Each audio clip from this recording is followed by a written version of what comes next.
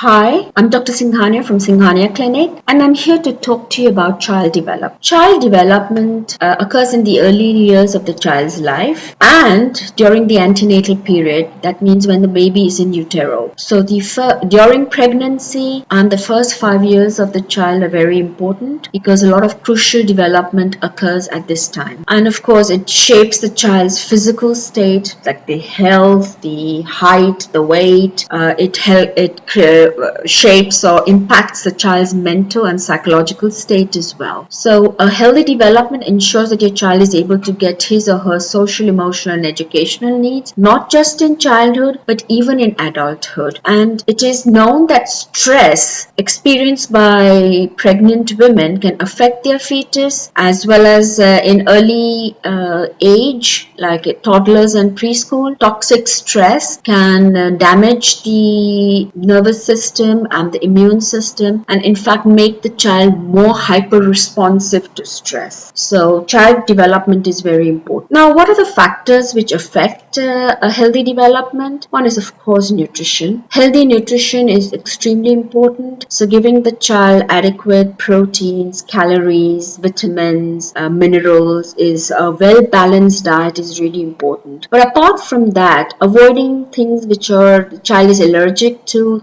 avoiding things like food coloring, preservatives, junk food is also important. Exercise. Now, exercise is really important for healthy development. Not only does it improve the oxygenation, but it helps to improve coordination, and physical exercise actually improves mental abilities. Studies have shown that physical exercise can improve the child's ability in mental math. So allowing and seeing that the child has a lot of physical exercise and free time is very important. Rest includes sleep. Many children don't get adequate sleep because they get stuck on gadgets or they get up very early to go to school. So adequate sleep is really important because sleep helps us to detoxify the brain. It helps the child to repair the body.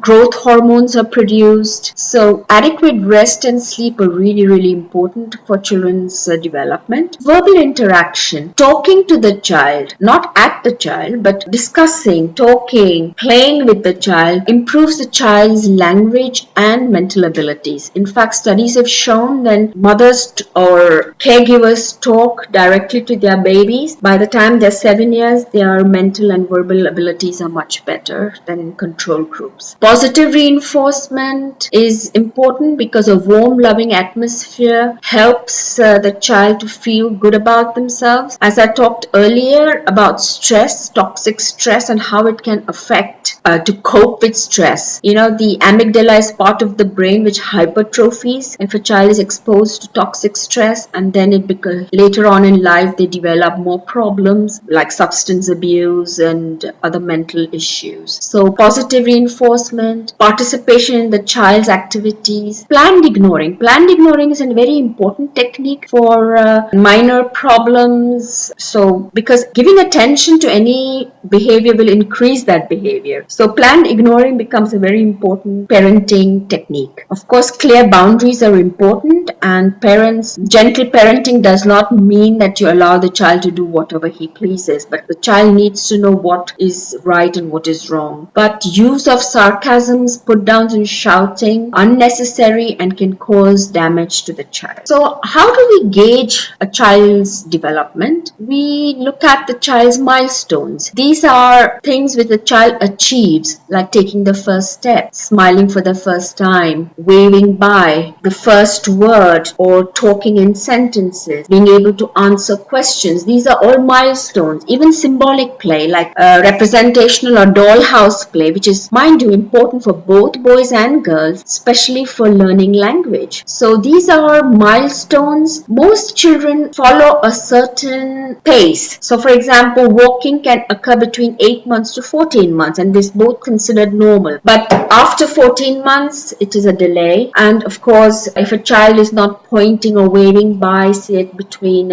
12 to 14 months, it may be considered as a delay. Child is not talking in 2-word sentences by 2 years, we know that's a delay. So it's important to follow your pediatrician to monitor and supervise the child's milestones and thus his development. If you're seeking help, please book an appointment at Singhania Clinic by calling 04 4298 498 or email us at reception@singhaniaclinic.ae. Thank you for watching.